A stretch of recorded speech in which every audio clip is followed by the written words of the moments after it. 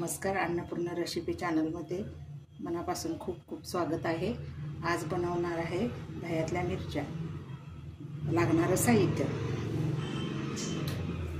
चाट मसाला, हळद, मीठ, जिऱ्याची पूड, दही, हिंग, आमचूर पावडर हे सगळे एकत्र करून ह्या मिरच्या धुवून पुसून घ्यायच्या आणि ह्या मिरच्यामध्ये असं कापून घ्यायचं आणि सगळं हा एकत्र मसाला करून हे असं भरून घ्यायचं। असं हिंग सगळं घालून असं भरून घ्यायचं आणि नंतर दही घालून भिजत ठेवायचं।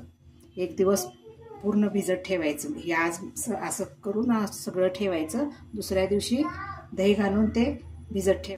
अशा पद्धतीने हे एक वाळेपर्यंत 10-12 दिवस या मिरच्या सुकवायच्या आणि चांगल्या कट्ट होईपर्यंत वाळेपर्यंत असं हे करायच्या, वाळवून द्यायच्या। हे मिरची तोंडी लावायला खूप छान लागते। तुम्ही हे करून पहा, कमेंट करा, लाईक करा।